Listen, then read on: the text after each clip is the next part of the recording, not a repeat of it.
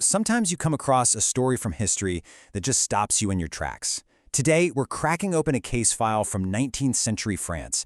And let me tell you, it's not just a dusty collection of documents. This thing reads like a tragic novel, something straight out of Victor Hugo, except every single word of it is true. And it all leads up to this one moment. A man in court, a man who has absolutely nothing left, who says just 4 simple words. At least I will have bread. Just let that sink in for a second. Those were the final words spoken by our protagonist, Jacques Randel, right after he was sentenced. It's a statement of such complete and utter resignation. It's heartbreaking, and it just forces you to ask one huge central question. Right, how on earth did a respectable craftsman, a guy with what was officially called an unimpeachable character, end up sentenced to 20 years of hard labor? That's the mystery we're going to unravel today. We're going to follow the paper trail, piece by piece, from his official permits right up to that shocking judgment to really understand this man and the system that completely broke him.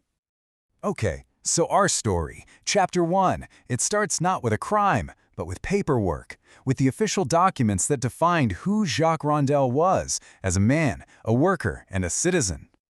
So, let's meet the man himself, Jacques Randel, 27 years old. He's a skilled tradesman from a little town called Ville-Avray.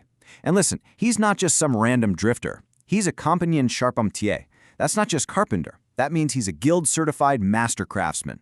It was a huge deal back then, a title that came with a ton of pride and professional identity.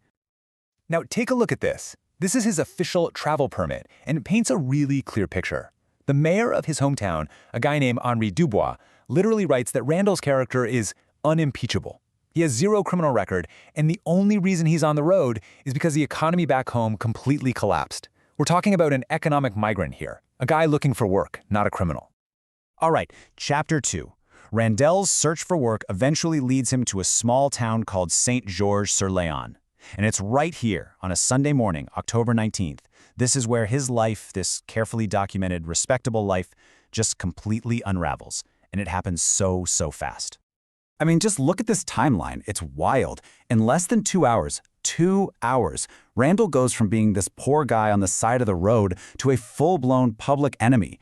He's spotted by the police, he's marched through town while a crowd yells at him, he gets interrogated by the mayor, and then he's literally thrown out of the town.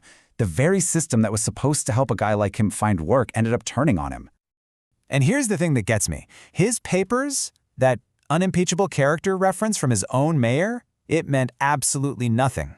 The second the townspeople saw him, saw his poverty, they didn't see a craftsman, they saw a criminal. And they just started making stuff up on the spot. He's a military deserter, he's passing fake money, he's a murderer. He was basically tried and convicted by a mob before he even got a chance to speak to an official.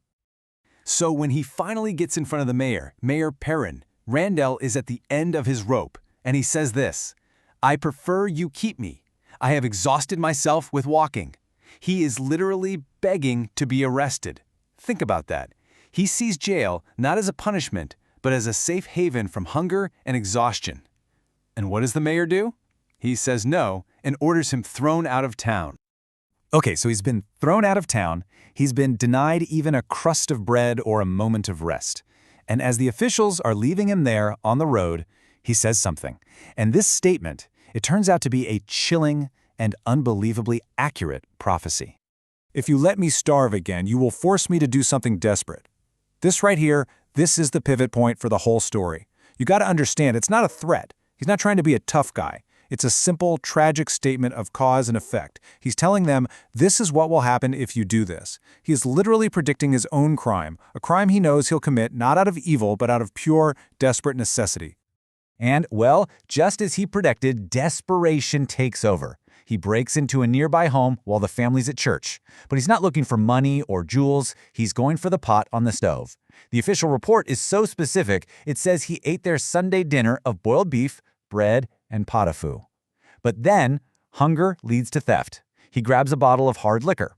That leads to intoxication. And in that drunken state, it culminates in a final, terrible act of violence against a 19-year-old farm servant. His prophecy came true in the absolute worst way possible. So it doesn't take long for the police to find him, passed out from the alcohol and pure exhaustion. And the very next day, he's put on trial in a makeshift courtroom in the town hall. And get this, the judge is the same mayor who had thrown him out of town just the day before. And this exchange from the court transcript is just devastating.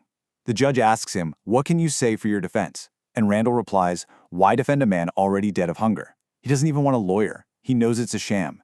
To him, the real verdict wasn't handed down in this courtroom. It was handed down on that road, when everyone turned their back on him. And when they press him to explain what he did, this is what he says.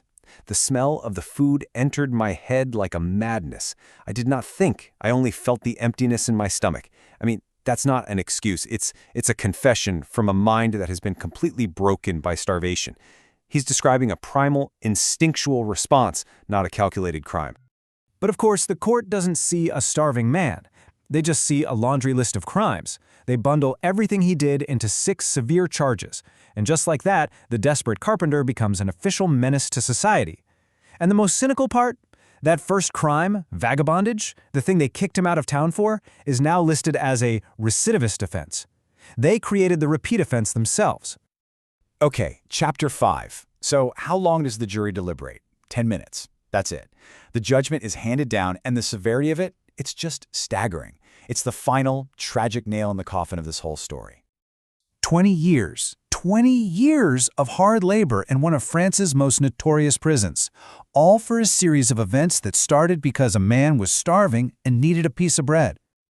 But it was so much more than just prison time. What they gave him was a complete social death. First, he's banned from the entire region for life. Second, they confiscate all his possessions, which were basically just his professional tools, the only things he had to make a living. And then, to add insult to injury, they sent a bill for 97 francs to his poor, disabled father to cover the cost of his trial. His entire identity as a skilled craftsman was just erased, replaced by a permanent spot on the National Register of Criminals. And this right here just shows you the massive, unbridgeable gap between the two worlds at play in this story. After the sentencing, you have 2 final statements. Randel, the prisoner, says, "At least I will have bread." To him, 20 years of hell is a guarantee of food. But the mayor, the judge, he says this will teach him the value of honest work. Honest work, the very thing Randel was desperately trying to find. They weren't even living in the same reality. So that's where we're left. Was this justice? I mean, was Jacques Randel a criminal who needed to be punished, or was he a desperate man pushed to an inevitable outcome by a society that refused to help him? His official papers tell one story, the court records tell another, and it really makes you wonder, where do you draw that line? Where does desperation end and criminality begin?